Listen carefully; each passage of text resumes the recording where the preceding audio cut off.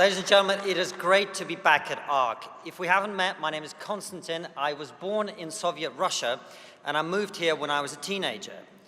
I love this country, and I say so publicly, which is how you know I still haven't integrated into British culture. Last time we were here, you might remember I opened my speech with this quote from Alexander Solzhenitsyn. I bring it up because it's still true, but also because one of my many critics after my speech claimed that in quoting Solzhenitsyn in this way, I was comparing myself to him. Now, this is of course ridiculous. Alexander Solzhenitsyn spent years in a hard labor camp where he endured a starvation diet, brutal punishments, and a complete deprivation of his liberty. I went to a British boarding school. That's where the similarities end. So, what has happened since we were last here? Well, on the positives, let's call it what it is. The tide is turning.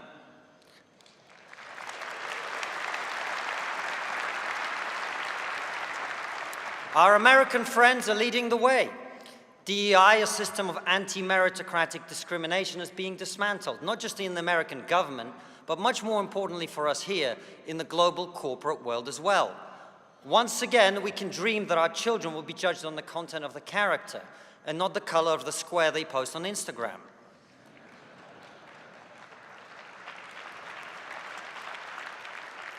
Government profligacy and corruption has been exposed on an industrial scale.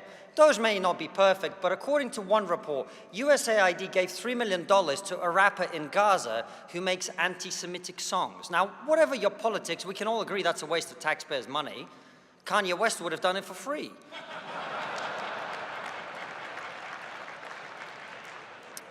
Now, thanks to the end of censorship on Twitter, we finally have the ability to express reasonable and widely held views. Because of this, other social media companies are now fearful of being too aggressive in their censorship too. Now, it's true, we haven't yet won the argument on freedom of speech here in Europe. I thought the most hilarious example of this was last week, when J.D. Vance gave a speech in Munich in which he criticized European leaders for trying to shut down speech that they don't like. The reaction? A German politician stood up and went, "This is unacceptable!"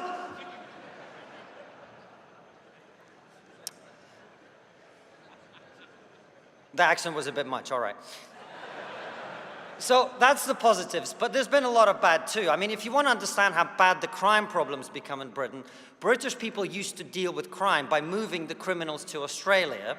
Now British people deal with crime by moving to Australia.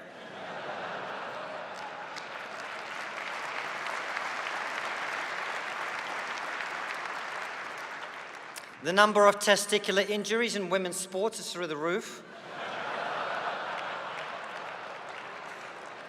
I don't think this is a laughing matter. We can all agree women's safety is incredibly important, which is why we must do a much better job of protecting their balls. See, it's jokes like that that get me accused of being a conservative. And I hate it when people call me a conservative because I have made many mistakes over the last 14 years, but even I haven't let in hundreds of thousands of illegal immigrants.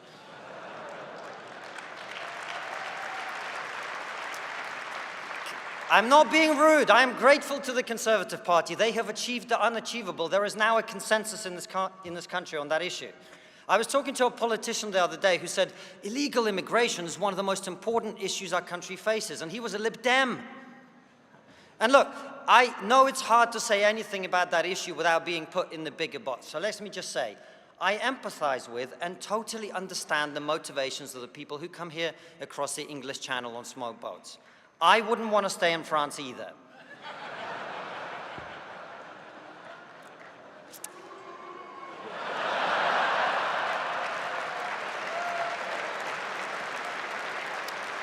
See, I lied. I have integrated into British culture.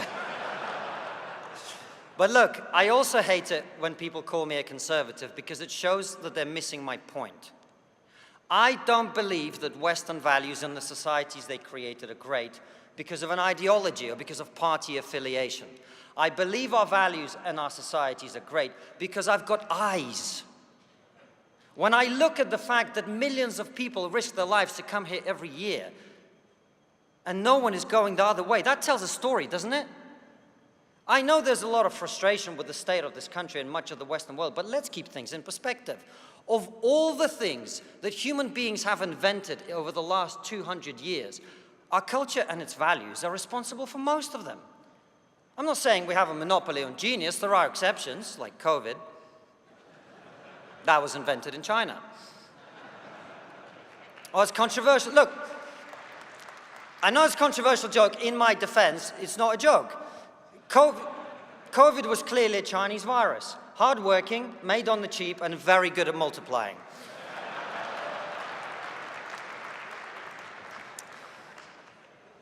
One of the simplest things that most people no longer understand is that we don't lead the world on innovation because we're richer. We are richer because we lead the world on innovation.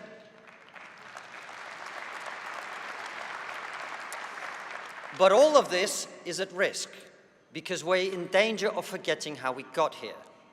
Do you know what this is? That's just a photo of me on the screen. All right.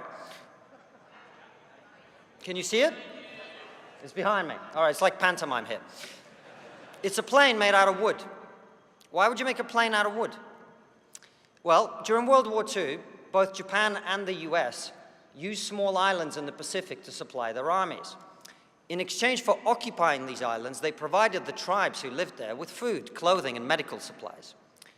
But when the war ended, the Japanese and the Americans packed up and left, and they took their supplies with them. So what did the natives do to try and restore them? They built plane imitations, like that. They lit signal fires. They marched up and down with wooden rifles to summon back the provisions they'd got used to. And this is what we've been doing. We've been imitating the things that got us here instead of actually doing them. But the good news is, this metaphor is complete bullshit. The success whose fruit we enjoy was not created by a more advanced foreign civilization. It was achieved by our grandparents and their grandparents before them. A better metaphor would be the one Philippa used when she opened this conference, thereby ruining my speech. It's King Theoden from Lord of the Rings who sits on his throne, paralyzed. Bound to his seat by lethargy and passivity, he's kept there by a weaselly servant called Grima Wormtongue, who whispers dispiriting, cowardly lies in his ear. Too many people on our screens, our newspapers, in our schools and colleges have been modern-day Grima Wormtongues, who pour their cowardly lies in our ears and those of our children.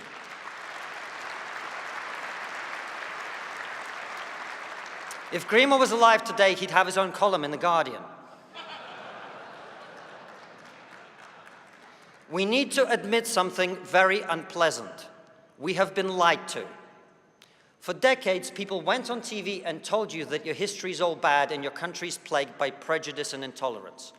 I have debated these people many times, and I always ask them the same question. If you were a woman or an ethnic minority or someone who was spirit, gender, or whatever, where would you rather live than the West? And none of them ever answer, because we all know the answer. We are being accused of performing terribly on the very things we lead the world in. A healthy sense of your own self-worth, a self-confidence. These are not conservative values or liberal values. Those are the values of every successful group of people in history. Decline is a choice. And the good news is this: most people don't want managed decline. Most people don't want to be browbeaten and chastised for their history. Most people do not want their children to be poorer than them. And recent election results around the world bear that out. Like him or loathe him, the reason millions of people admire Elon Musk is not his charismatic speeches, stunning good looks, and ill-advised hand gestures. They admire him because he builds big things, and in doing so, reminds us that we are meant to reach for the stars. A big part of the reason we are here, 4,000 of us, is that an obscure Canadian clinical psychologist became such a unique cultural phenomenon that he can help to pull us together like this. And how did Jordan Peterson get so big?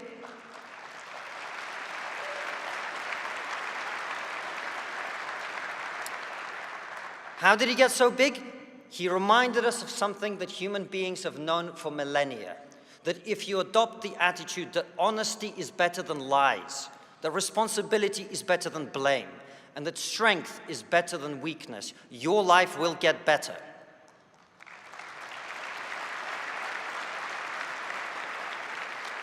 And now he sells out sports arenas around the world.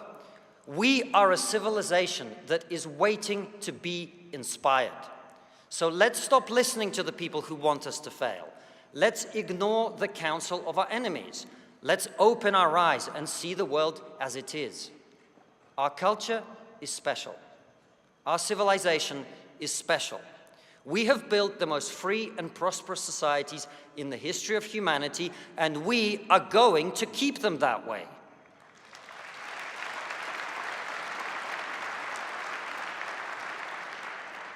But to do so, we're going to have to win the arguments. Many of them we've been talking about in the last 3 days.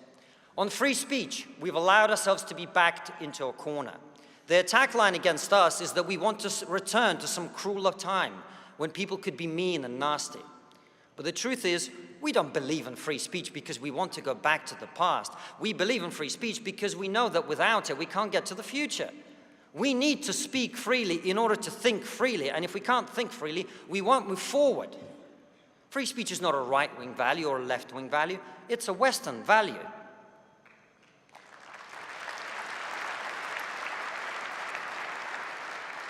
The second argument we must win is on identity politics and multiculturalism. For several decades now, our societies have attempted these two failed experiments. The result is tension, disunity, and a toleration of the intolerable for the sake of so-called community cohesion. Multi-ethnic societies can work, multicultural societies cannot. We must be British, American, Australian, and whatever else we are first, and male, female, white, black, and all that other stuff a distant second.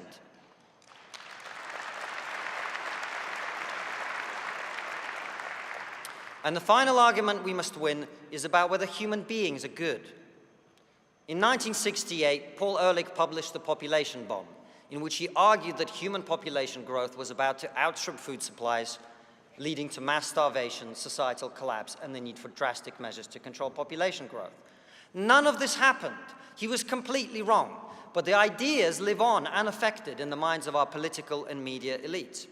At the core of the net zero agenda is a fundamental sense that human beings are a pestilence on the planet, that if only we could stop them reproducing and encourage them to die out peacefully, the planet would finally be safe. This has become so ingrained that many people now say they will not have children because of climate concerns. We must never get used to this because it represents a grotesque moral inversion. The birth of a child is a universally celebrated thing. And at a cultural level, any successful civilization would see more of itself being created as an unalloyed good. What do you imagine happens to civilizations that don't? So we must say, without apology, the solution to climate change can't be poverty. Before the Industrial Revolution, nearly 40% of children died before they hit puberty. That means 2 of the 5 people next to you would be dead right now. Now, there are a lot of people outside this room who'd be happy about that. My point is, the promise of that better tomorrow is not just a nice thing to have. It's the debt we owe our children. We have to make energy cleaner, yes, but we also have to make it as cheap and abundant as possible. And once we in Europe win that argument, we will finally have the one thing that's been missing, an economic vision that can inspire people to believe that the future will be better than the past.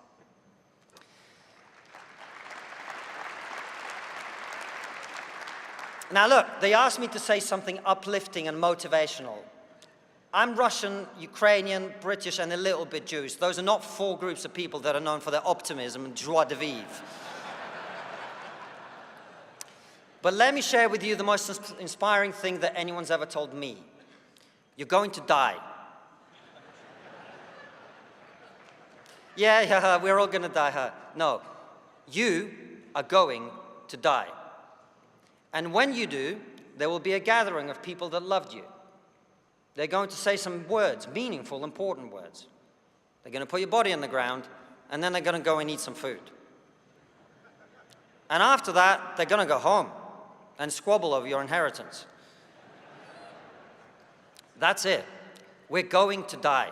We have nothing to lose. So we might as well speak the truth. We might as well reach for the stars. We might as well fight like our lives depend on it, because they do. Thank you very much. Thank you.